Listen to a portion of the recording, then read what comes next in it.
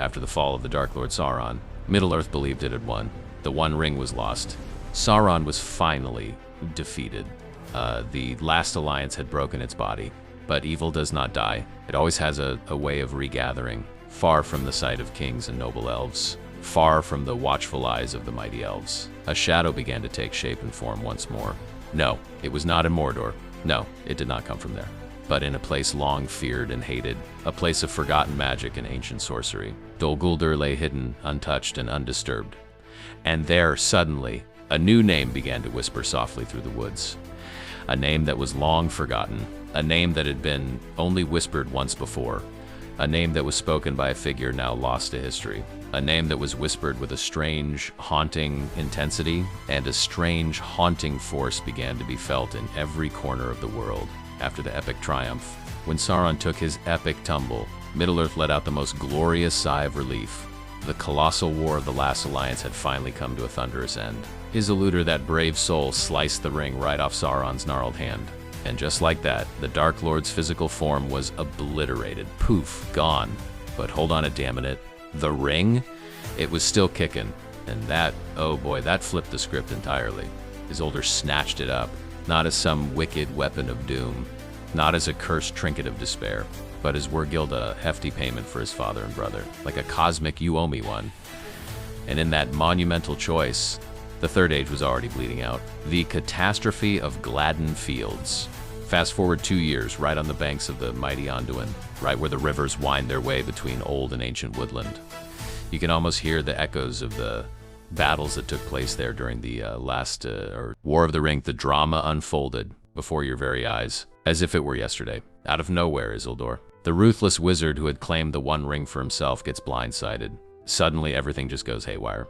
You can see the orcs, those nasty little monsters, rushing down from the mountains like a tidal wave of chaos, sweeping across the landscape. In the midst of all that madness, the one thing that remained constant was the precious little ring that Isildur had taken so much care to craft for himself. It was right there, tucked away in his hand, but it slipped off his finger without a trace, just like it never existed.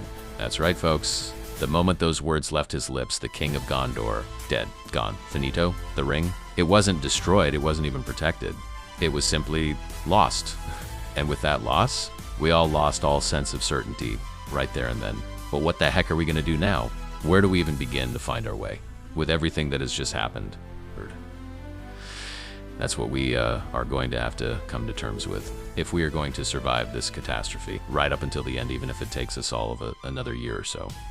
I just hope we don't lose all hope along the way before we really have a chance to look for some hope at all. The slow fading of Gondor. In the south, Gondor remained resilient. For many centuries, it continued to hold its ground. White castles still stood tall. The lineage of kings persisted. However, the resilience of Gondor began to wane. Civil wars raged on. The kinship strife continued. Plagues came from the east. Corsair invasions became more frequent. The lineage of kings finally gave way. Stewards emerged to rule instead. Gondor did not succumb to destruction in one swift moment. It slowly began to fade away. As the shadows grew longer, the resilience of Gondor slowly wore away. As a splintering of Arnor, in the brutal, frosty north, all was falling apart. Following the tragic loss of King Erenda, Arnor shattered into countless pieces, like a fragile glass vase crashing from a towering skyscraper. We had the kingdoms of Arthedain and Cardolan, and Rudor, each one more tumultuous and turbulent than its predecessor. Once upon a time, these once loving brothers turned into bitter rivals. And the ranks of those rivals were filled with even more devious enemies than you could imagine. And don't forget, these enemies were not content with just ordinary predators. They were also drawn to the most ruthless and brutal killers that the land could offer. It was a chaotic, blood-soaked frenzy, a battlefield filled with betrayal, ambition, and a lack of trust that was as rare as a unicorn in these parts. The fracturing of Arnor. The north was dying, while the south flourished. A cold shadow began to stretch across the ancient lands of Arnor. The golden age of unity was reaching its bitter end, and the high seat of Unminas would soon stand empty. The spark that lit the fire was the death of King Erender, the last to hold the broken pieces of the kingdom together. Upon his passing, the crown did not pass to a single heir, but was torn apart by ambition. Arnor was violently divided among his 3 sons, birthing 3 fractured realms, Arthedain, Cardolan, and Rudor. What began as a disagreement over borders soon curdled into hatred. Brothers became rivals, eyeing each other's lands with suspicion. These rivals became enemies, building fortresses where once there were bridges. Their pride blinded them to the gathering storm in the east. For in the world of men, chaos is a beacon and enemies attract predators. As the brothers fought over the ashes of their father's legacy, a darker power watched from the shadows of Angmar, waiting for the perfect moment to strike. The shadow in the east, around the year 1000 of the Third Age. Something stirred. While the kingdoms of men looked toward their own borders, a silent rot began to fester. In the emerald depths of Greenwood the Great, the light of the trees began to fade into a sickly, unnatural gray. High upon a hill of stone, a fortress was reclaimed. Dol Guldur, a dark presence settled there like a heavy shroud, and soon the woods were no longer safe. Whispers spread among the forest folktale as of a shapeless terror. They called him the Necromancer. The wise did not yet know his true name. They hoped the great enemy was gone forever, but in the quiet moments, they felt his will. It was patient. It was ancient. And to those who remembered the Elder Days, it felt terrifyingly familiar. Sauron had returned. He did not come in strength with drums of war or iron legions. Not yet. He worked in the dark, weaving a web of fear. Not openly, but he was there. The eye was open, and the long game for Middle-earth had begun. The rise of Angmar. Then came the shadow over the north.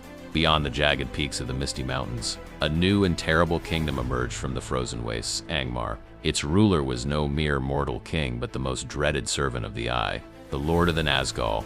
The Witch King of Angmar had waited centuries for this moment. Now, he finally moved. He did not strike with brute force alone.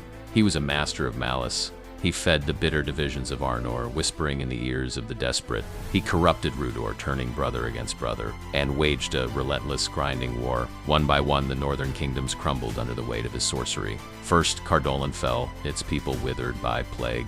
Then Rudor was swallowed by darkness. Finally, Arthedain stood alone until it too was broken. Arnor was destroyed. Its great cities were abandoned to the wind, its people scattered across the wilds. Its royal legacy was reduced to a few wandering rangers in the shadows. Then, just as suddenly as he arrived, the Witch King vanished. Mission complete. The North had fallen. The White Council. The wise began to understand that the peace was an illusion. As the shadow deepened over Mirkwood, those with the power to see felt a familiar malice returning to the world. Gandalf the Grey was the first to suspect the terrifying truth that the Necromancer was no minor sorcerer, but a ghost of the past. While Galadriel perceived the growing darkness with her elven ring, others were slower to act. Saruman, the white head of their order, hesitated. He dismissed the warnings, his mind already clouded by his own secret desires for power. To combat this rising threat, the White Council was formed. The greatest minds of Middle-earth gathered to decide the fate of the North. But even supreme wisdom can be delayed by pride and doubt. For decades they debated, searching for proof while the enemy grew stronger in the shadows of Dol Guldur. They forgot a simple, deadly truth. Delay always benefits the shadow. By the time the council finally moved to strike, the trap had already been set.